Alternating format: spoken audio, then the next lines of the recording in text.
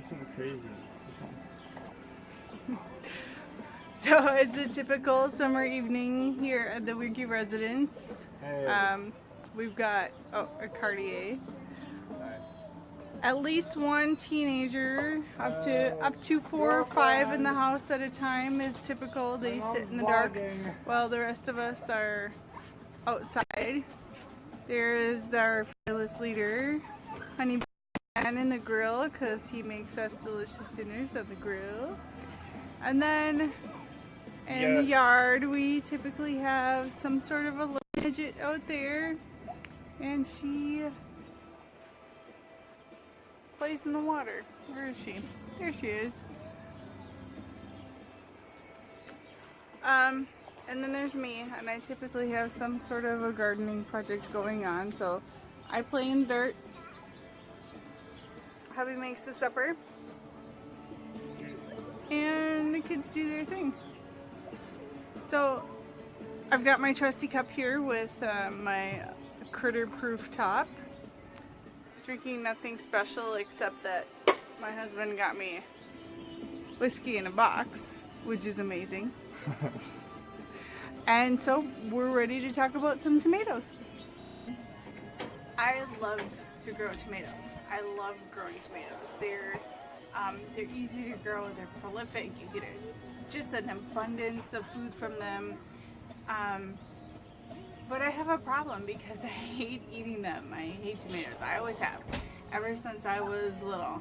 I tried to like tomatoes. I remember being very young, maybe Molly's age, and I would, pick tomatoes from my mom's garden, and I would ask her to suck the juice from them because that would help. If she sucked out the juice and the seeds, I could tolerate a little bite of a tomato. But I just have never liked it. I can eat tomatoes in salsa and sauces, and if it's cooked and there are no big chunks, I can eat it. If it's raw, if it hasn't been cooked, or even in like spaghetti sauce, if there's a big chunk, and big chunk to me is just like, I don't know, a centimeter. There's a chunk in there, I don't like it. But I love to grow them, so I'm on a mission. Today we're gonna start Tomater-Haters Rehabilitation.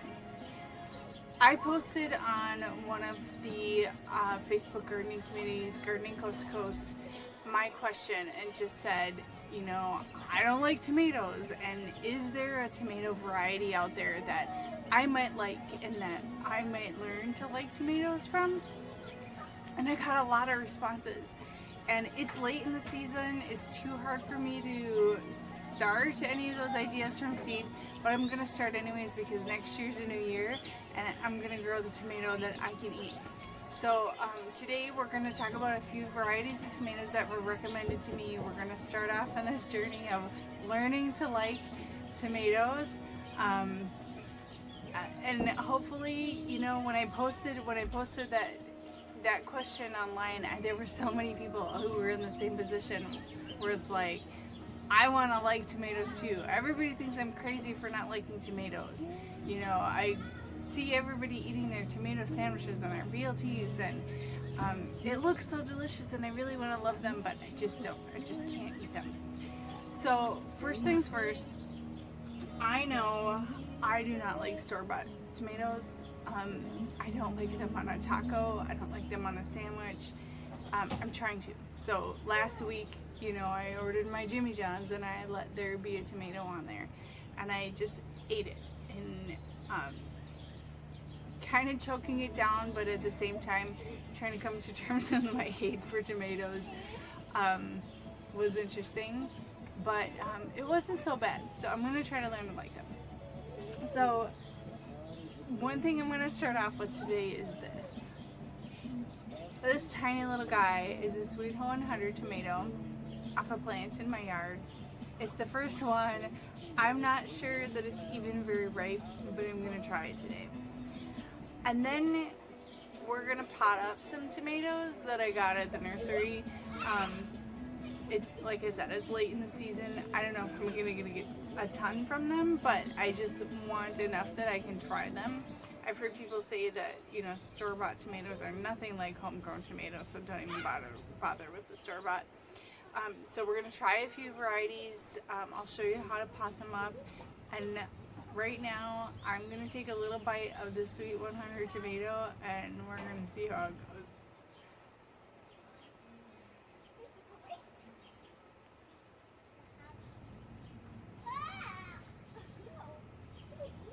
I don't know. I don't know what I think. It's not good. It's not the texture. It's not the seeds. It's not the juice. I just don't like the flavor. But I'm going to force myself to finish this little guy. It's only a tiny little grape size. So we're going to finish this tomato. Oh, it splattered on my lip. It's not good. Where's my drink?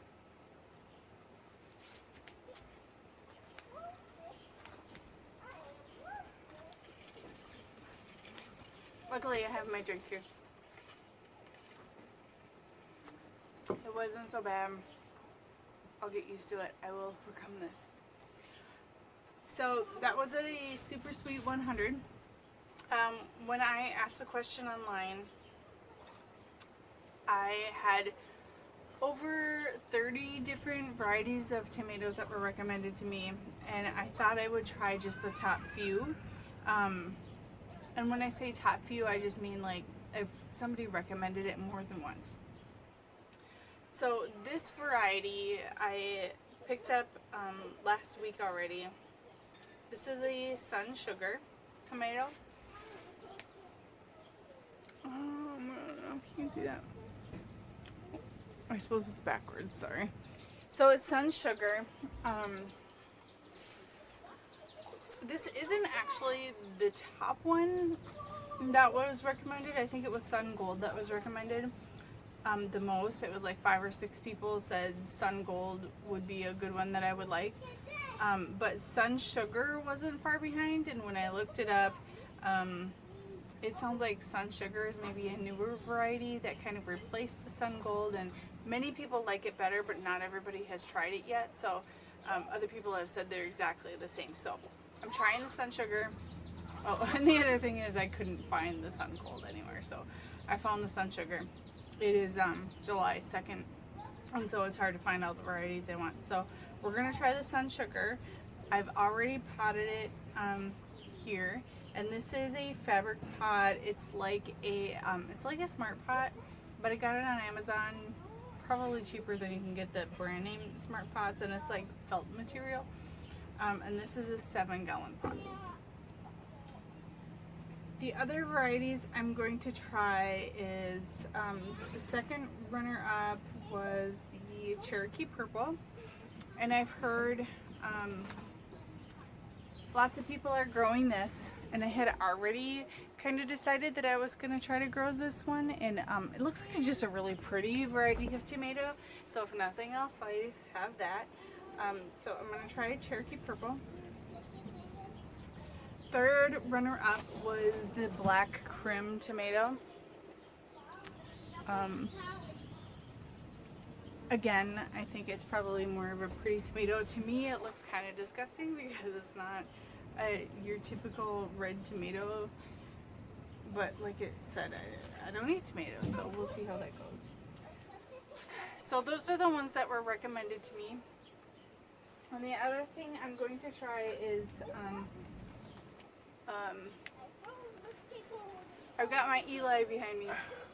You were talking about how you don't eat tomatoes. Yeah, so Eli is my son, and he has loved tomatoes his whole life, all tomatoes. I just ate one. Speaking of eating, there's food ready inside. Okay, thanks.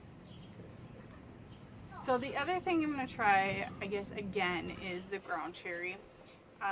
This is, okay, so back up a little bit. I've grown ground cherries before, and as a kid I liked them. And then I grew them a few years ago, and they tasted a little bit like tomato, and so I didn't ever grow them again. So I'm going to try them again. This is a pineapple ground cherry, so these are like tomatillos. They're tiny. I started them from seed a couple of weeks ago because I can't find them anywhere in a nursery. It's too late in the season, and I think just like people, it's just not common for people. I think they're going to become common because I'm seeing them around a little bit more than I used to. People know what they are. I feel like my family was the only people who knew what a ground cherry was for years, but I think they're coming into style. So I planted some from seeds, and these been growing in my house under some grow lights. They're not ready to be transplanted yet. I mean, I could, but I thought I'd bring them out anyways and start hardening them off a little bit. I might not even get anything from this plant because I planted it so late, but really all I want is a couple of them to try and just see if they can help me ease into the love of tomatoes. So,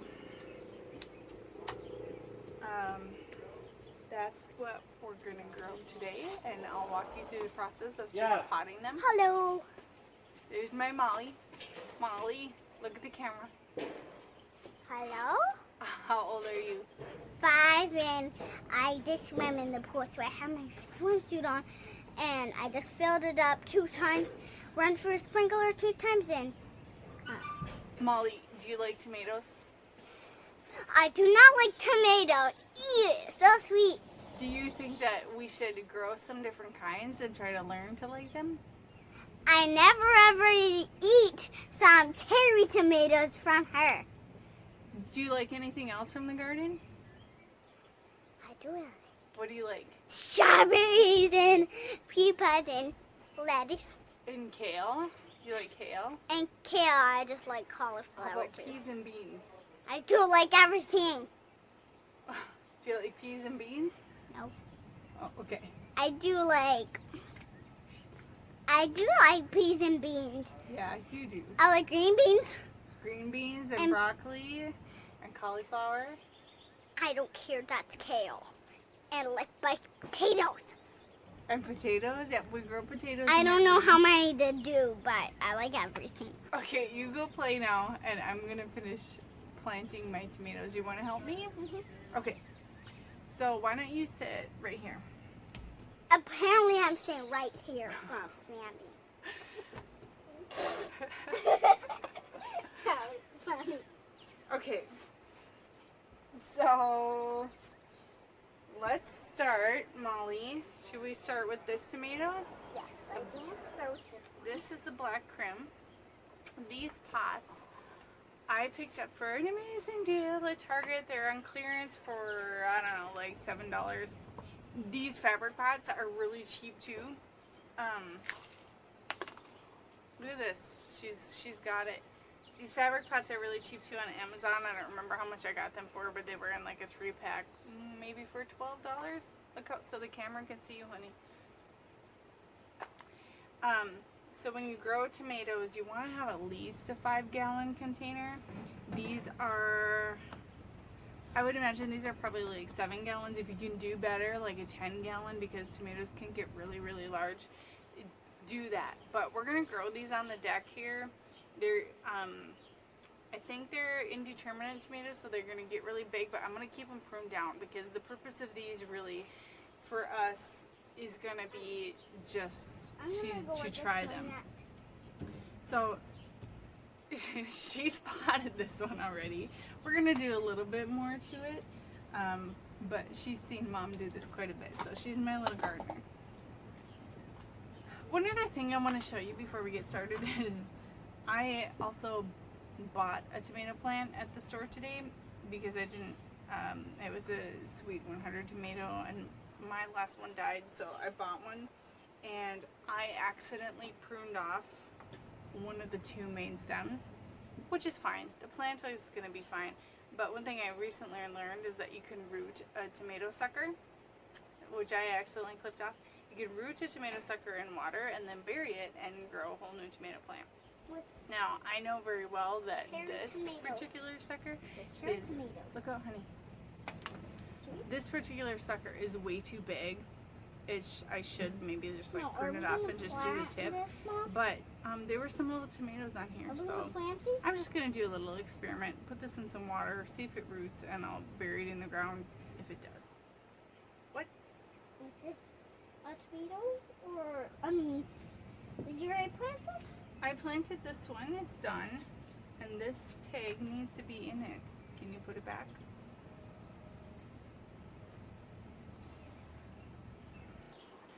Honestly, the way Molly planted these up in these pots is probably fine, and I could probably just leave them and the plants will do just fine, but I'm going to do a couple other steps in here too, just to make sure that we have a harvest before the end of the year. So I've already filled this pot, you know, 2/3 of the way with just some regular potting soil. Normally I would add a granulated slow release fertilizer to the mix when I put these in, but I don't have any, so I'll have to maybe top dress them when I get a chance to get to the store. A couple things to note about tomatoes is that when you plant tomatoes, you want to plant them as far up the stem as you possibly can, because on the bottom here, I wonder if I can let you see it.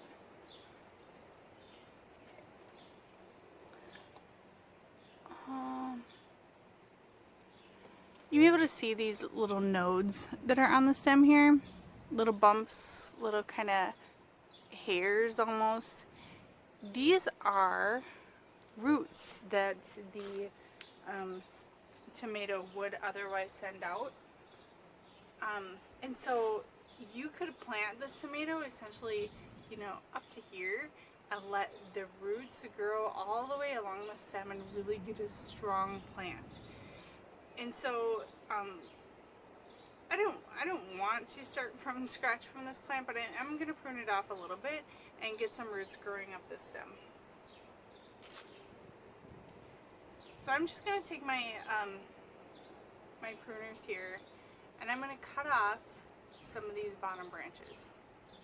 Like this little guy is going to go.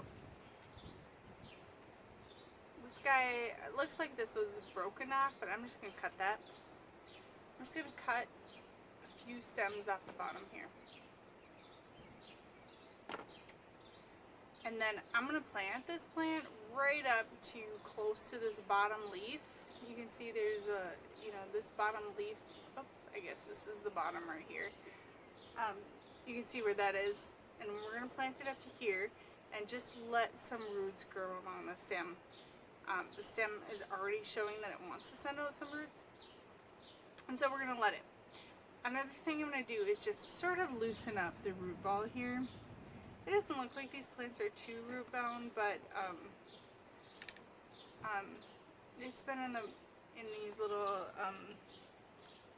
nursery pots for a while, so I'm going to loosen that up. So I'm going to take my trowel and I'm just going to make a little space in here. Like I said, normally I would put a little fertilizer in here. I don't have it. One thing I can do is I've got this little bag of manure and compost, which is very nutritious for these little guys, and so I'm going to put a few scoops of that in each of these buckets. For both plants, I'm going to prune them up the stem here, and I'm going to bury them about this deep, and then I'm going to put a little more potting soil on top. So let's get started.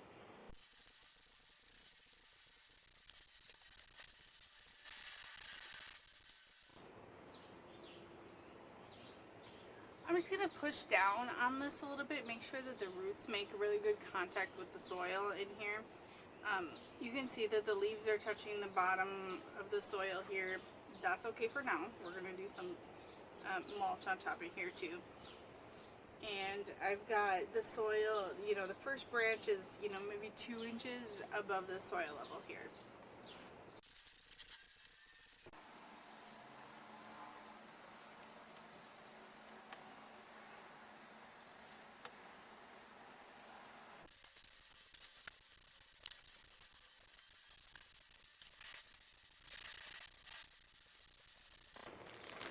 when you plant in containers, you want to make sure that you use the soil that's intended for potting. So a standard potting mix.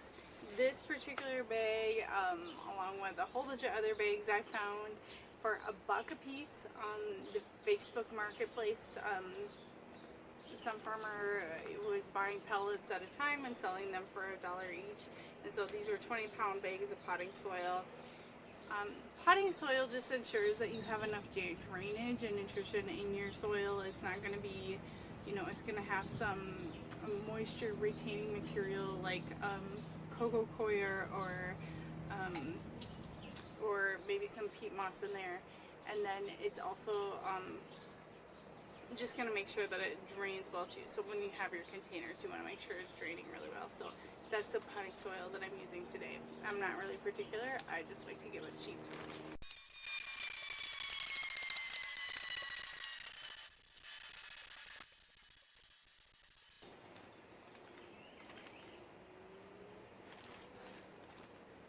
So for $1 a bag potting soil, I actually really like this. I can see, it's a consistency that you can make into a ball and yet it'll crumble easily. That's what you really want to look for. But I can also see that it's really sandy, considering some of the other potting soils that I've seen. And in our really rainy season, I very much appreciate that sandiness because it's going to drain some of the excess moisture out. And I see a lot of also organic matter in this mix, which is very promising. Not a lot of clay, so it's not super sticky, and I think the tomatoes are really going to like it. So the last thing I'm going to do for these little guys, at least for today, is to add some shredded hardwood mulch to the top.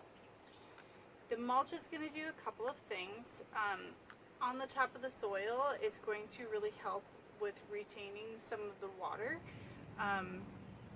The soil isn't going to dry out too quickly, and that's really important for plants that are in pots because otherwise you're watering these every day. The holidays just around the corner. We're probably going to be gone for a couple of days, and in the past I've learned even a couple of days out of town that are really, really hot can really make your plants struggle. So I'm adding some of this hardwood mulch to the mix. You can get this in bags at your local, Home Depot or Fleet Farm or whatever. This mix that we got was actually, we stopped at just a landscaping company that was nearby, and they gave us a trailer load for, I think it was less than $20. So I'm really liking it. I would have liked something a little bit more finely shredded, but for the price, it was a really good deal. I'll also share with you, talking about price, I like to justify my gardening addiction by saying, well, we're going to have all this produce and we're going to save all this money on food for the summer, and I like the sound of that, but it's entirely untrue. Gardening is a very expensive hobby. At least it seems like to me. I guess I'm kind of cheap. But seeds are not expensive. The time and the care is not expensive. What's expensive is the dirt. Whoever invented the term dirt is cheap was completely wrong. Dirt, soil, mulch, materials like that are really the most expensive part of gardening. Where at least I spend the most of my gardening expenses. So anytime that I can find a really good deal, I do. This mulch, we got a square yard, which is a lot, so it filled our little trailer out. I spent a day scooping it and hauling it into the garden. We got our garden mix. We expanded our garden beds this year. We got that at the same place, and another square yard of that was $20-some, as cheap as I could find it anywhere, and it was a combination of topsoil and mulch, and then we just added in some peat moss to that as well. But really, if you keep an eye out for good deals on soil or in whatever planting medium you want and mulch, that's where you're going to save your money on gardening. On second thought, that's completely wrong. Where you save the most money is growing from seed. Plants can be fairly expensive at the beginning of the year and the beginning of the growing season, and you can buy a plant for, I don't know, $2, $3, $4, $5 at a time at a nursery. For someone like me who plants 40 tomato plants, it gets to be a lot. I can pick up a packet of seeds that'll fill my whole garden for $1 or $2.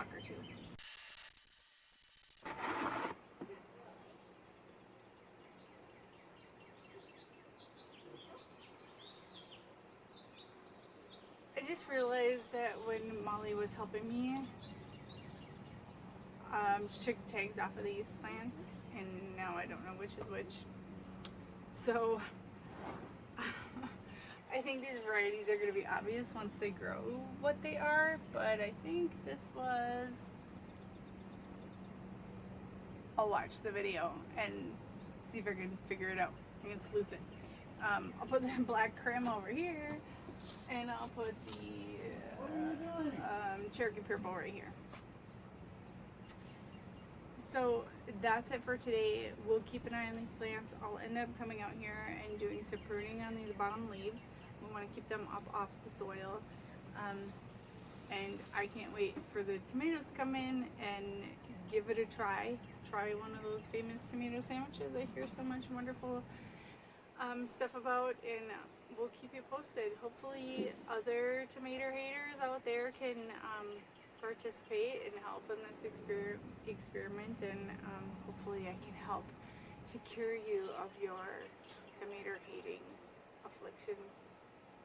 That's it for today.